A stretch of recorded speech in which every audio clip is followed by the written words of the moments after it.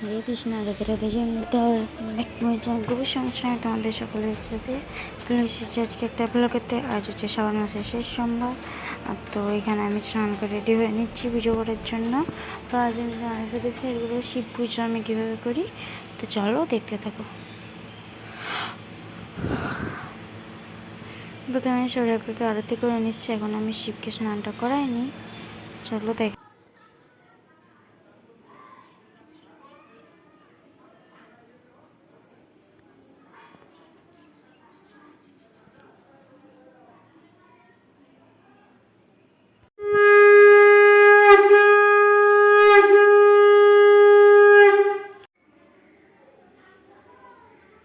এখানে আমার সূর্য ঠাকুরকে আরতি করে গেছে, আমি একটু প্রণামও করে নিচ্ছি।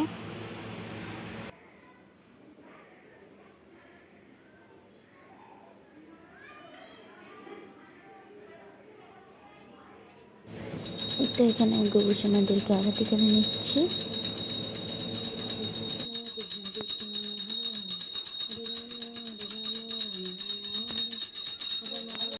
তো আরতি করে হয়ে গেছে, চলে এসেছি ঠাকুর ঘরে। এবারে আগেই বলেছিলাম আমার পুজো করে কমপ্লিট হয়ে গেছে। তো শিবকে স্নান করাতে বাকি আছে, শিবকে স্নান করে নেব।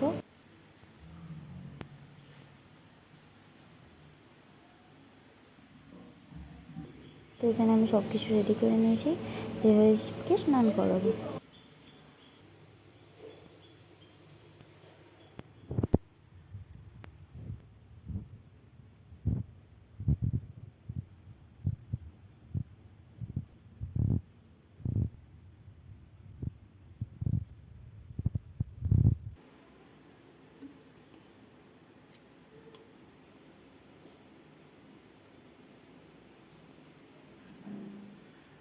এখানে আমার গোলাপ জল দিয়ে গেছে, এবার দিয়ে দিচ্ছি নীলকণ্ঠ ফুল, টগর ফুল আর বেলপাতা আর কিছু আকন্দ ফুল, একটা কলকি ফুল এখানে দিয়ে দিয়েছি। এখানে পাত্রের মধ্যে দিয়ে দিচ্ছি একটা বেলপাতা আর শিবকে বসিয়ে দিয়েছি।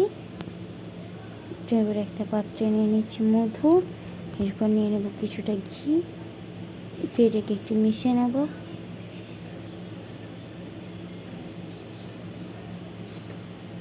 তারপরে এই মিশ্রণটা শিবকে মাখিয়ে দেবো।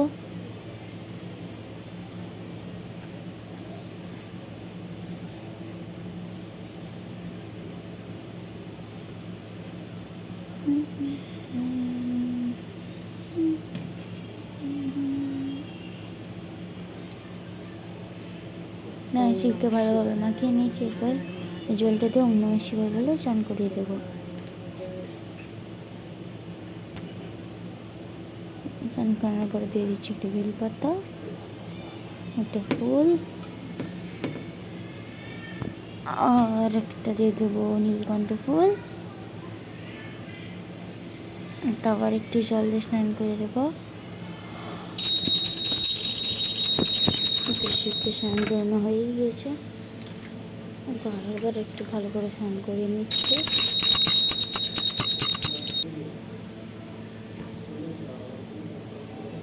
তো শিবের গাটা ভালো করে মুছিয়ে নেব।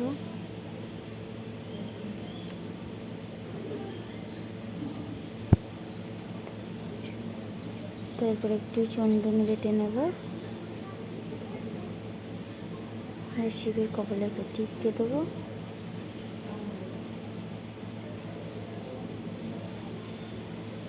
তুমি মালাটা করেছি, আমি মালাটা পরিয়ে দেবো। তো এই বেলপাতাটাও চন্দন দিয়ে দিয়েছি।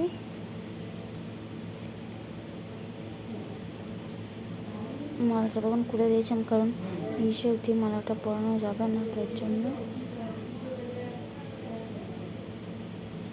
টেবিল পরিয়ে দিলাম। টেবিলে ভালো করে সাজিয়ে নেব।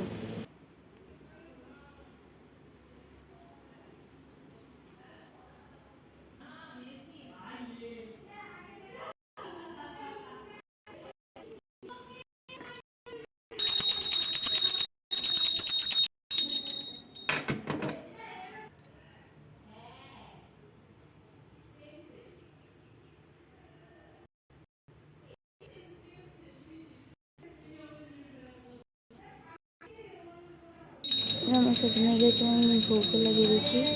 এটা ভালো করে আরতি করে নিচ্ছি।